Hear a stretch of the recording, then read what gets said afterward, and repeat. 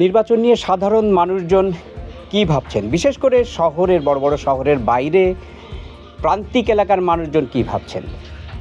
আজকে আমি আছি খুলনা জেলার দাকোপ বটিয়াঘাটা আসনের দাকোপের একটি বাজার, বটবুনিয়া বাজার, বড় বাজার এটা, এবং গ্রামের নামও বটবুনিয়া সেখানে। এবং গ্রামের বাজারে একটি দোকানে, কাপড়ের দোকানে আমি স্থানীয় কয়েকজন মানুষের সাথে বসেছি। আমি নামটা শুনি, আপনার নামটা? মোহাম্মদ হারুন রশিদ গাজী। কি করেন আপনি? ওই ব্যবসা বাণিজ্য করি। ব্যবসা বাণিজ্য করেন। আপনি? দেবাশিস চক্রবর্তী, এলাকার পুরোহিত। পুরোহিত আপনি? পূজা পার্বণ করি। আমি দীনবন্ধু রায়। আমি নিহার রঞ্জন রায়, ব্যবসায়ী। হ্যাঁ। আমি সীমা সরকার, আমার টেইলার্সের ব্যবসা। দাদা? বিনয় কৃষ্ণ রায়। আচ্ছা আচ্ছা।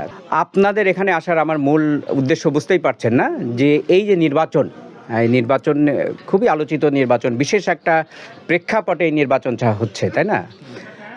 সেই জন্য আপনাদের এলাকার মানুষজন এই নির্বাচন নিয়ে কী ভাবছে, এবং আপনাদের এলাকায় আসার প্রধান একটা কারণ কি জানেন তো? সেটা হচ্ছে যে আপনাদের এলাকা নিয়ে বাংলাদেশে অনেক আলোচনা হচ্ছে যে এই প্রথমবারের মতো জামাতে ইসলামী একজন হিন্দুকে ক্যান্ডিডেট করলো। এটাকে আপনি কিভাবে দেখেন?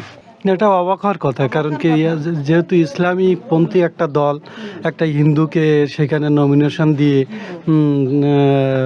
জনগণের সামনে দাঁড় করিয়ে দিয়েছে, এটা হলো একটা তাদের বলবো যে একটা রাজনৈতিক প্ল্যাটফর্ম তাদের, আর কিছু না। আচ্ছা, এটা একটা তাদের মানে কৌশল। সেই কৌশলটা কি হতে পারে ভেবেছেন কখনো? তারা মনে করছে যে হিন্দু বহুল এলাকায় হিন্দুর ভোটটা আমরা বেশি পাবো। মানুষের ভেতরে প্রশ্ন এটা যে একটি ইসলামপন্থী দলের ক্যান্ডিডেট হিন্দু হলেও হিন্দুরা কি তাকে সমর্থন করবে? কি মনে হয় দাদা? এখন বিষয়টা হচ্ছে এরকম, যদিও আমাদের অঞ্চলটা, আমরা যারা এখানে বটবুনিয়া বেল্টে এখানে বসবাস করি, ইউনিয়ন তিলডাঙ্গা, তো এখানে আমাদের যারা এখানে বসবাস করি হিন্দু, মুসলিম বা খ্রিস্টান যারা দু একজন আছেন খ্রিস্টধর্মী, তো আমাদের ভিতরে ধর্ম নিয়ে বাড়াবাড়ি আমাদের অঞ্চলে নাই। তো আমরা এই যে প্রার্থীকে দেওয়া একটা কিংকর্তব্যবিমূঢ় পড়ে আছি। দাদা আসছেন যে আমাকে ভোট দিন, আমি আপনার ধর্মাবলম্বী। আবার আরও প্রার্থী আছেন অন্যান্য দলের। তো আমরা আছি যে দাদা, কিন্তু এই যে দাদা ইনি কেমন ধরনের দাদা এবং কি করতে পারেন বা কি করবেন আমাদের নিয়ে, আমরা কখনোই তার মুখ দেখি নাই, না আমোদ মানে শুনি নাই। এই নমিনেশনের সময় আসলে সব জায়গায় প্রতিটা নির্বাচনেই এমন হয়, স্থানীয় নির্বাচনে আমাদের এই ইউনিয়ন পর্যায়ে হঠাৎ করে একজন প্রার্থী হয়ে ওঠেন। কিন্তু আমি কে, যেমন আমার অঞ্চলে আমার আশেপাশে যারা আছেন, আমি যদি কখনো স্থানীয় সরকার বা পর্যায়ে কখনো দাঁড়াই, তখন দেখা গেল যে না, দাদারে তো চিনি। তার মানে কি আপনি বলছেন যে অচেনা লোক? এটা হিন্দু মুসলমান বলে কথা না, কিন্তু অচেনা লোক। এইখানে তার ডাটা কি, তিনি কেমন ধরনের ভাবে বেড়ে উঠেছেন। উনি তো আসছেন অনেক, উনি কিন্তু ওনার শুনে আমাদের কোনো কার্যক্রমের সঙ্গে কোনো যুক্ত নেই। ওনার কার্যক্রমের সঙ্গে আমাদের এলাকার মানুষ কেউ সংযুক্ত না। এখানে যতজন আছেন আপনি একমাত্র মুসলিম, হ্যাঁ, আপনার প্রতিবেশীরা সবাই হিন্দু এখানে। তো এই যে জামাতে ইসলামী একটা ইসলামপন্থী দল, তারা একটা হিন্দুকে মানে আপনার ক্যান্ডিডেট করলো, হ্যাঁ, তারা হিন্দু একজনকে ভোট দেবে কি মনে হয়? হ্যাঁ, জামাত যারা করে তারা ভোট দেবে, কিন্তু সাধারণ মানুষ আমাদের এলাকায় এবার ওইটি ভাবে না। যেরকম আমার ভাই চেয়ারম্যান, আমাদের এলাকায় কিন্তু 60% হিন্দু, 40% মুসলমান।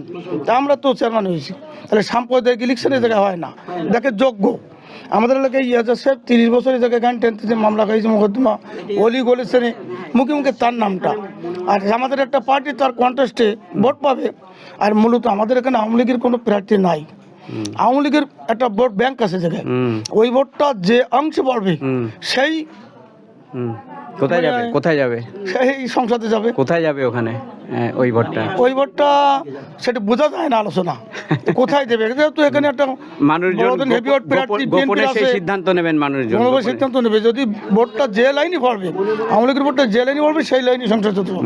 দিদি, আপনাকে জিজ্ঞেস করি, এই যে বিএনপি বলছে যে তারা সমস্ত পরিবারগুলোকে ফ্যামিলি কার্ড দেবে, এবং ফ্যামিলি কার্ড মানে মাসে 2500 টাকা করে দেবে, এবং সেই ফ্যামিলি কার্ড দেওয়া হবে নারীদেরকে, হ্যাঁ, এটা মানে কতটা আপনি না সত্যতা না সত্য দেবে হয়তো, কিন্তু এটা আপনার জন্য কতটা কাঙ্ক্ষিত?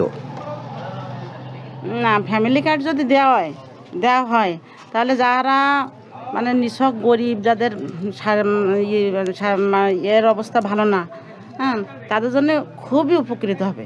জামাত খুবই একটা বড় মানে নতুন একটা মানে কমিটমেন্ট নিয়ে আসছে। তারা বলতেছে তারা 5 লক্ষ গ্রাজুয়েটকে যারা বেকার তাদেরকে 2 বছর পর্যন্ত বিনা সুদে মাসে 10,000 টাকা করে দেবে, বেকার ভাতা। প্রচুর বেকারত্ব একটা বড় সমস্যা এই দেশে, আপনারা জানেন যে ছেলেপেলে মাস্টার ডিগ্রি পাস করতেছে, গ্রাজুয়েট করতেছে, চাকরি পাচ্ছে না আর কি।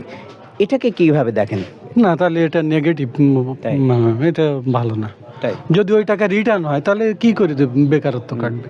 আবার তো এক সময় না এক সময় তাকে দিতে হবে।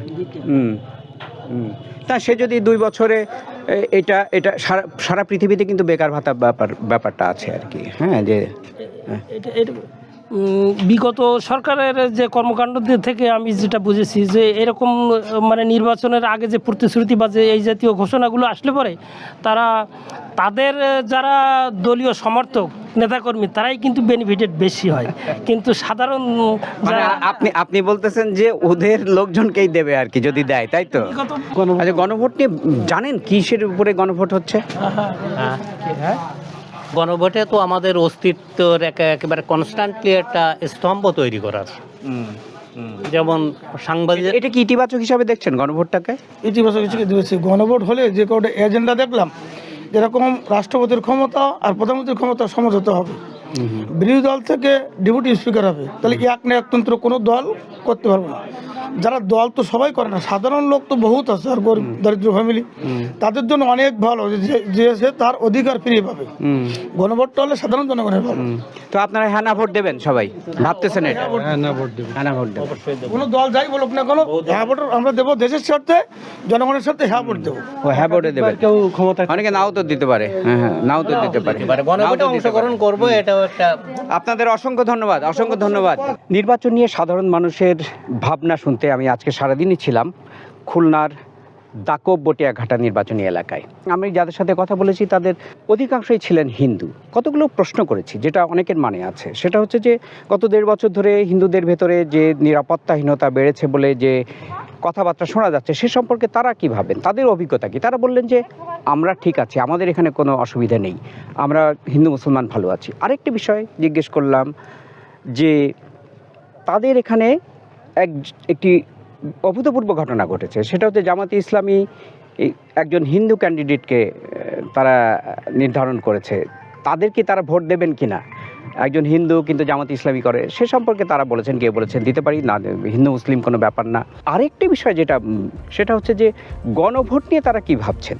আমি কিন্তু অন্য জায়গায় গেছি, গণভোট নিয়ে কোনো কথা তেমন শুনিনি, কারণ মানুষজন জানে না, অনেকে বলেছেন আমরা ঠিক বুঝতে পারছি না কি, কিন্তু এরা কিন্তু বেশ গণভোটটা নিয়ে ভাবছেন এবং তারা বলছেন গণভোটটা আমরা ভোট দেব।